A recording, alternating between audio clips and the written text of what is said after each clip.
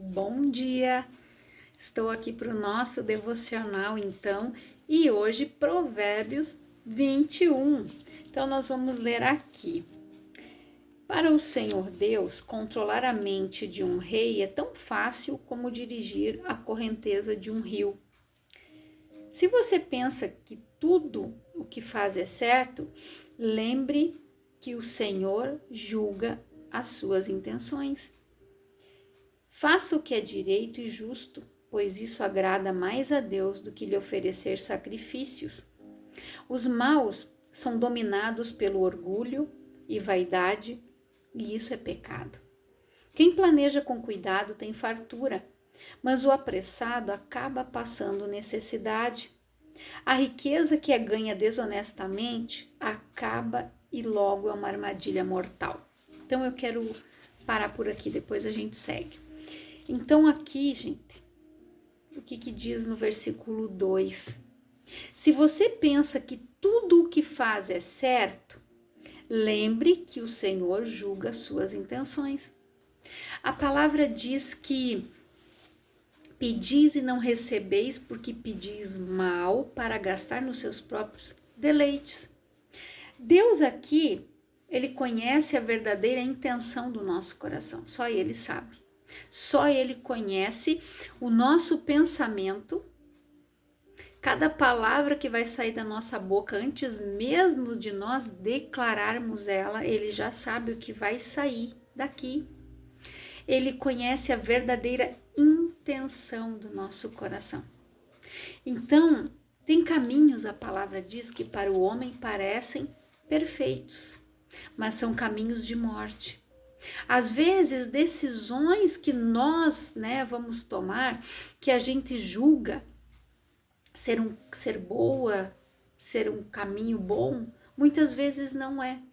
Por isso que nós precisamos consultar a Deus em tudo aquilo que a gente quer fazer. Em todas as decisões que nós formos tomar, nós precisamos consultar a Deus. Nós precisamos ser guiados e dirigidos pelo Senhor. E aqui diz mais: faça o que é direito e justo, pois isso agrada mais a Deus do que lhe oferecer sacrifícios. Você lembra de Saul? Saul, ele se preocupou com a sua reputação. Ele se preocupou em agradar o povo. Ele não se preocupou em agradar a Deus e fazer o que era correto, pois ele não esperou Samuel chegar e ele foi fazer o quê? Sacrificar. Só que o pecado dele teve consequência. Naquela época, somente o sacerdote podia oferecer sacrifícios ao Senhor. Eu poderia levar algo para ser oferecido ao Senhor, mas o sacerdote que poderia ofertar, sacrificar aquele animal, fazer tudo como Deus havia ordenado para que os sacerdotes assim o fizessem. Eu não poderia e ninguém mais. E ali, Saul desobedeceu. Samuel chorou por ele. Porque Samuel, gente, ele era um homem temente a Deus e ele sabia a consequência que iria vir sobre a vida do Saul, porque era uma desobediência, ele havia pecado contra o Senhor. E ele disse, Samuel falou para Saul que Deus se agrada em obediência do que sacrifício. Deus não quer sacrifício, ele quer obediência da nossa parte. Obediência aos seus mandamentos, aos seus preceitos, aos seus princípios, aos seus valores que nos são passados através da palavra.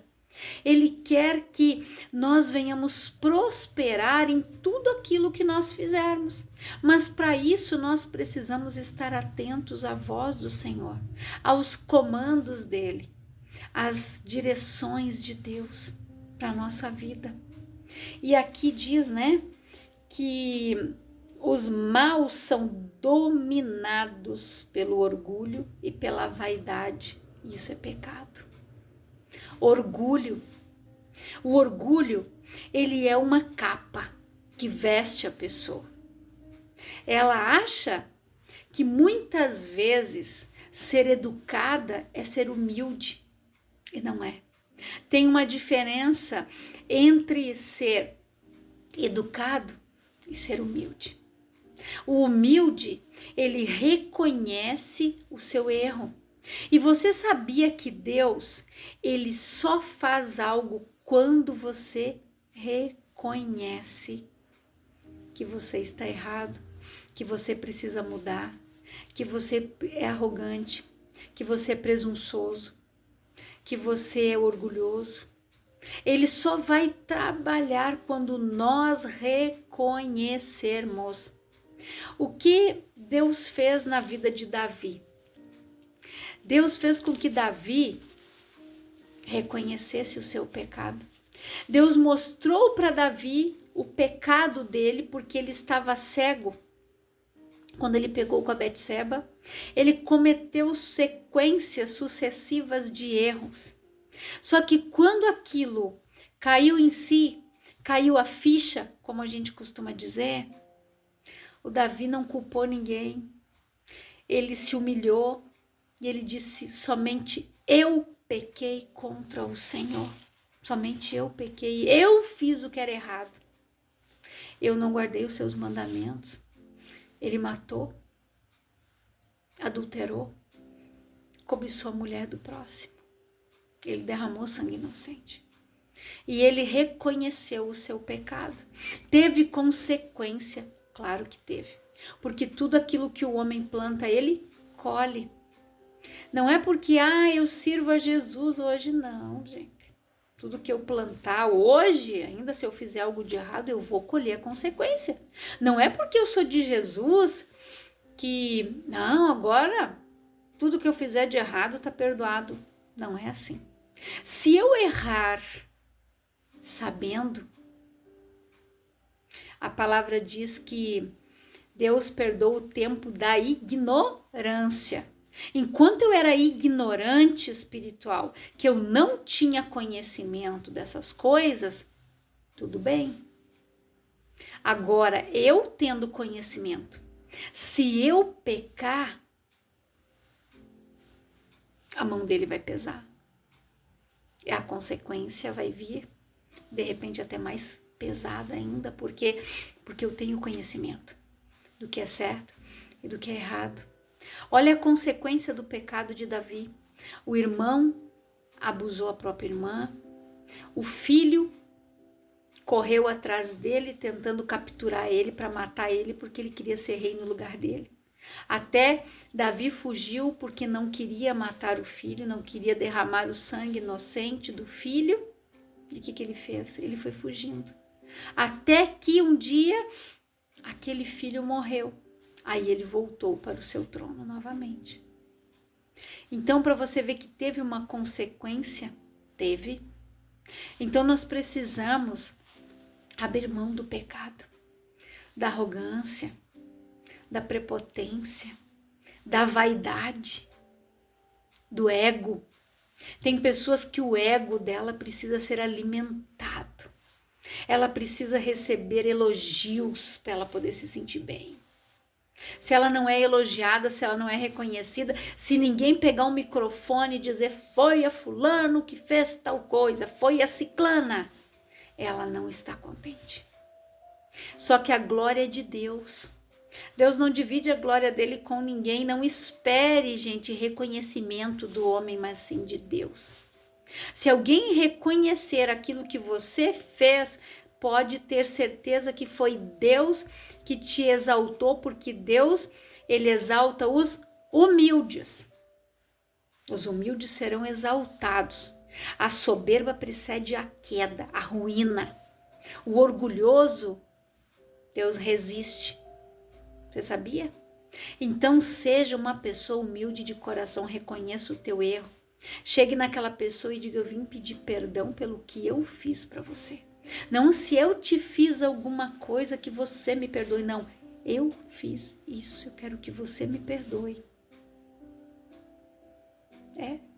Isso é ser humildade, é reconhecer que nós somos falhos, que a gente mente, que às vezes a gente faz fofoca, que a gente faz um mau comentário de alguém. É reconhecer que a gente peca, que a gente tropeça, que a gente tem que buscar perfeição, ser de santos porque eu sou santo e sem santidade ninguém verá o Senhor.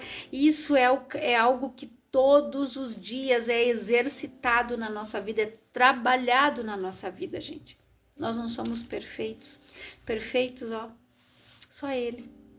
Então nós devemos seguir o seu exemplo, os seus ensinos, a sua direção, sua instrução. Ele nos capacita, ele nos qualifica para sermos pessoas melhores. E aqui diz mais: os maus serão destruídos pela sua própria violência, porque se negam a fazer o que é direito. O culpado segue caminhos errados, mas o inocente faz o que é direito. É melhor morar no fundo do quintal do que dentro de casa com uma mulher briguenta. E isso aqui, gente, serve para o homem, serve para a mulher também. Aqui tem mais um versículo, 19. É melhor morar no deserto do que com uma mulher que vive resmungando e se queixando. Aqui, deixa eu ler aqui para você.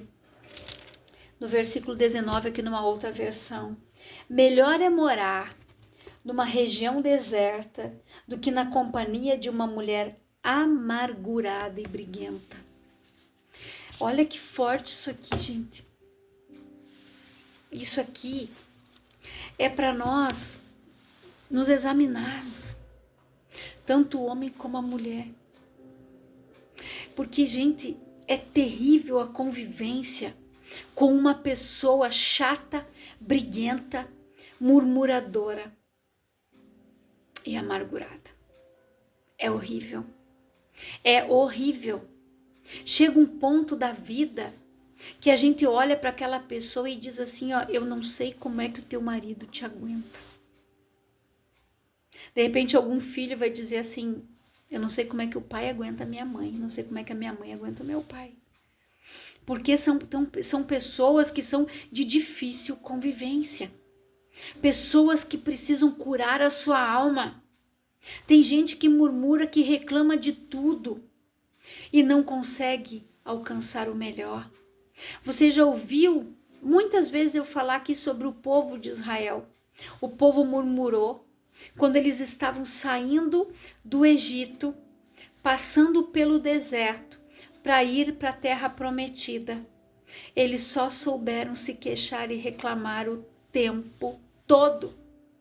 E Deus disse, até quando eu sofrerei esta má congregação que murmura contra mim?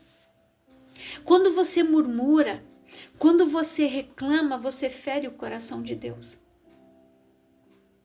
E quando você está dentro da tua casa, murmurando, reclamando, brigando, você está fazendo exatamente o que o diabo quer.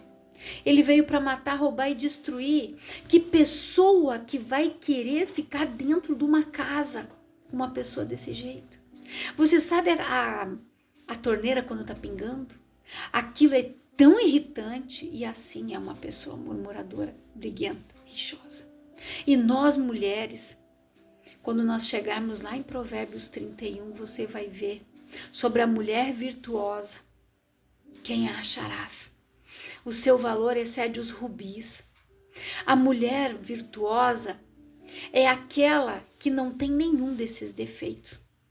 É aquela mulher que ela traz paz para dentro da sua casa, harmonia para dentro do seu lar. É aquela que tenta sempre ela apaziguar todas as situações. Ela é amada, bem vista pelo seu esposo, bem vista pelos seus filhos. Ela não causa contendas, ela não causa divisões. E assim nós devemos ser, irmãs. Mulheres sábias, mulheres alegres no Senhor, cheias de sabedoria. A mulher sábia edifica a sua casa. A tola ela destrói com as próprias mãos, ou seja, com as próprias palavras. Uma mulher que tem essas atitudes, ela destrói um lar. Ninguém quer ficar perto de uma pessoa assim, gente, que reclama o tempo todo, que murmura o tempo todo, que nada tá bom. Aquela pessoa que ela é insatisfeita até com ela mesma. Antes de eu conhecer a palavra, eu me lembro que às vezes assim, tinha dias que eu ainda dizia assim, hoje nem eu me suporto. Tinha dias que eu estava assim, a ponto de explodir. De tanto que eu ia retendo as coisas dentro de mim, eu não falava para não gerar atrito com ninguém, eu ficava quieta. Só que chegava um ponto que nem eu mesmo me aguentava mais. Que se alguém chegasse perto de mim naquele momento, eu explodia e me falava tudo que eu tinha que falar. Então a gente precisa ter harmonia, ter paz, domínio próprio, mansidão.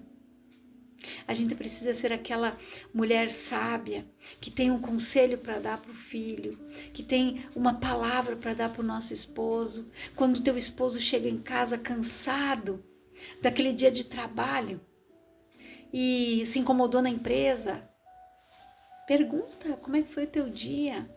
Ah, sim, assim, não, mas vai melhorar, vamos orar, Deus é bom. Ele vai olhar com outros olhos. Ao invés de você dizer, eu já te falei, sai de serviço, o que tu quer lá? Para de reclamar então. Olha a diferença. Você está conseguindo compreender? A forma como as palavras são colocadas, elas geram paz ou elas geram guerra. A forma como você coloca, a forma como você fala, a forma como você se direciona, muda toda a direção, todo o contexto. A forma como a gente se dirige para alguém. Se eu me dirigir rispidamente, aquela pessoa vai me responder da mesma forma.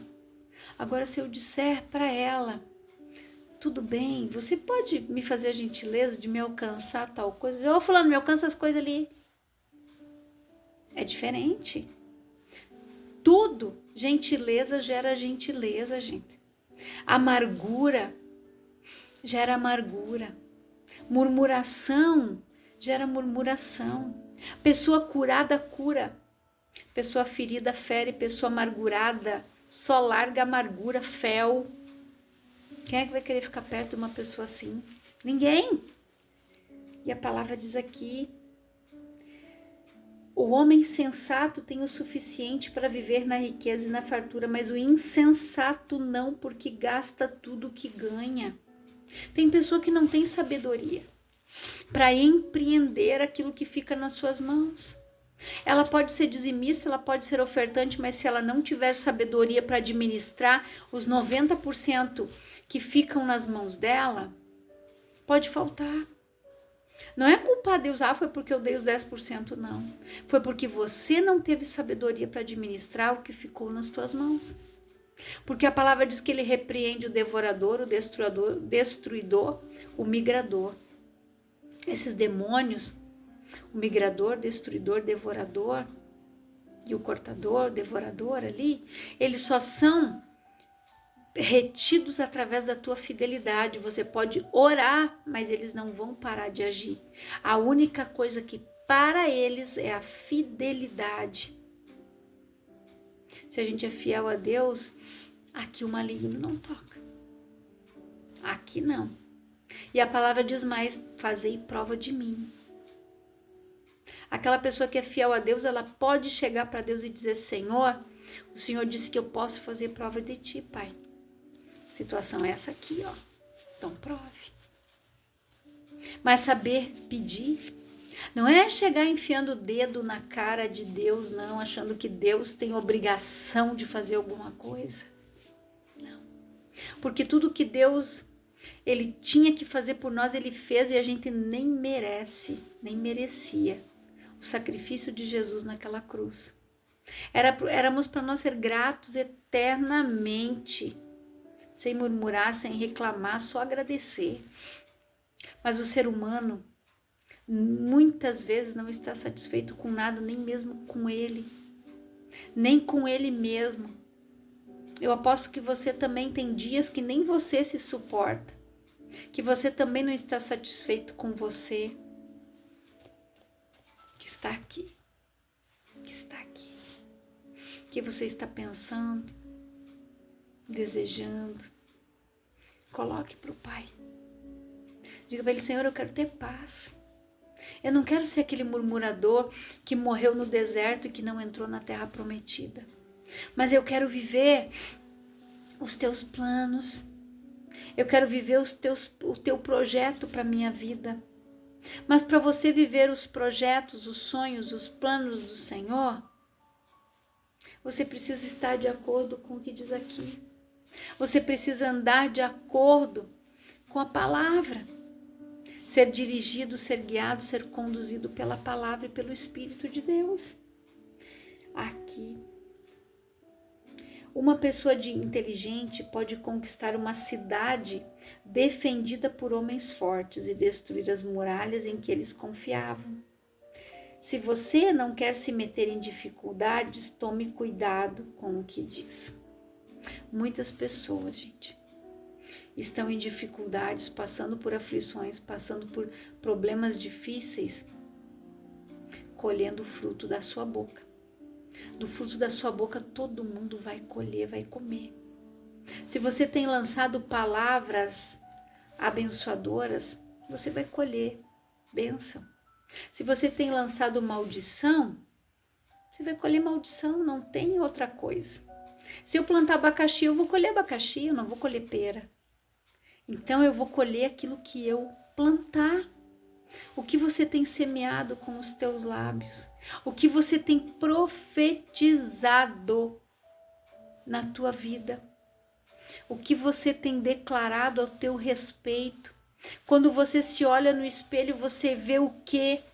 Você fala o quê para você?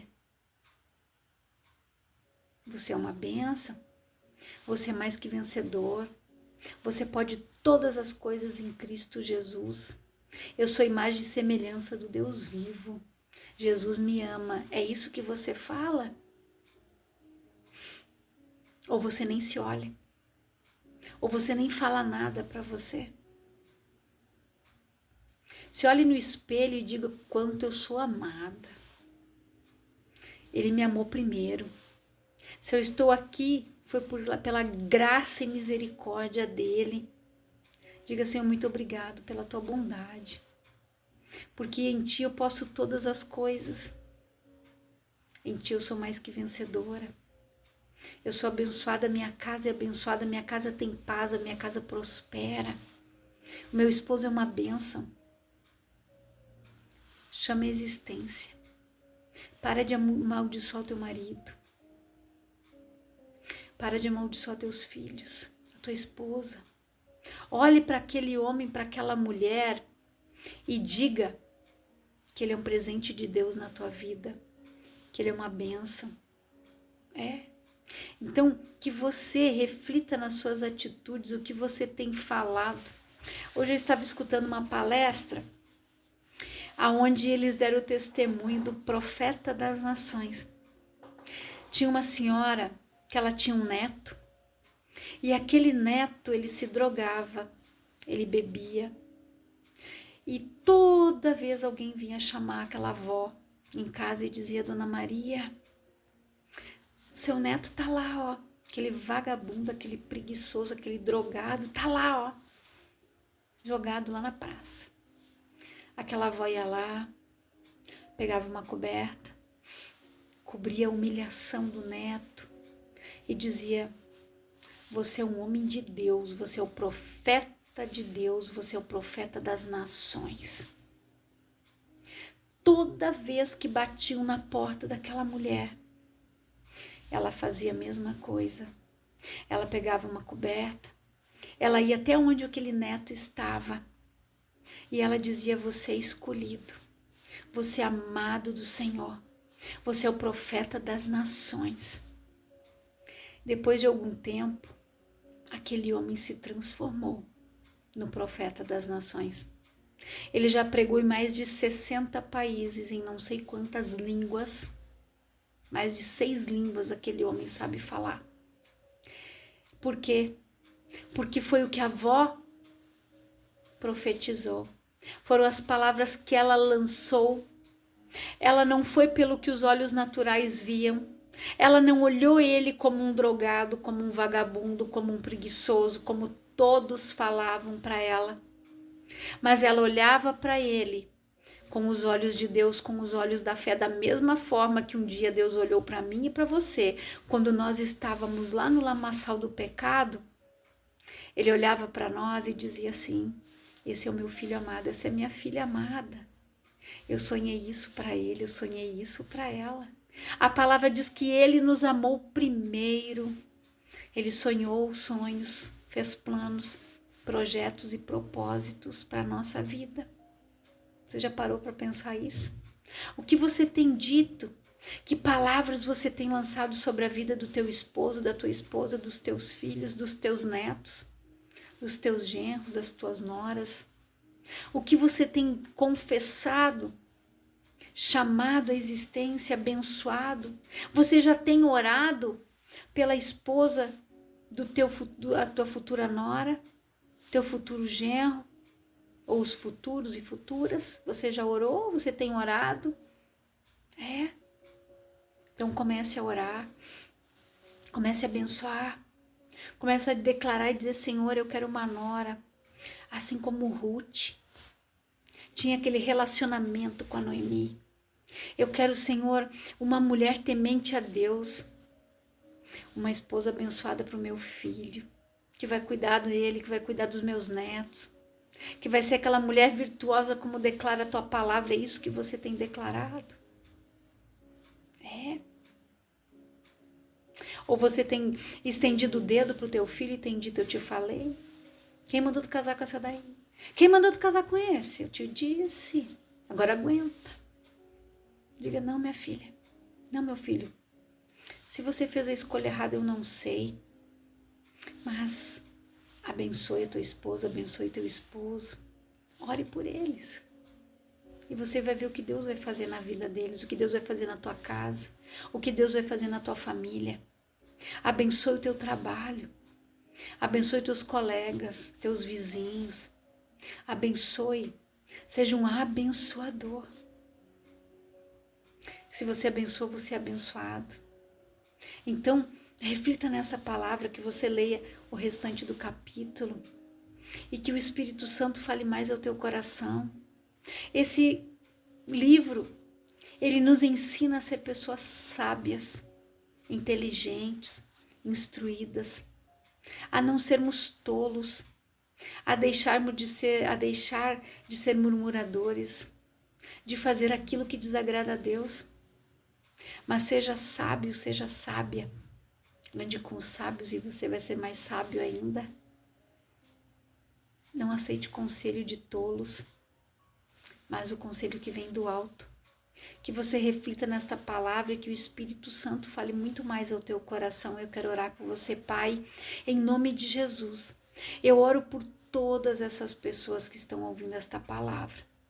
Que elas sejam abençoadas, edificadas, que elas tenham uma vida transformada, Pai, através da tua palavra. Que elas vivam o teu propósito, que elas vivam o teu querer, que elas aprendam a confessar, declarar, profetizar vida, profetizar bênção. Assim como o Senhor, quando colocou Ezequiel diante de um vale de ossos secos, o Senhor disse: tem vida? Ele disse: tu o sabes. Então profetiza. Enquanto Ezequiel, pai, profetizava, cada osso se juntou ao seu osso e veio nervos e veio tendões, e o Senhor soprou o sopro de vida novamente. Aonde só havia ossos, o Senhor levantou um exército, mediante a palavra que foi lançada através da boca daquele profeta, que o Senhor fez com que ele profetizasse. Que essas pessoas aprendam a profetizar vida diante do vale de ossos secos, porque eu não sei o vale que elas estão atravessando, mas tu sabe, que o Senhor sabe. Que elas possam profetizar vida, chamar a existência e viver o propósito, o plano superior que o Senhor tem para a vida de cada uma delas. É a minha oração. E que Deus te abençoe grandiosamente. Em nome de Jesus.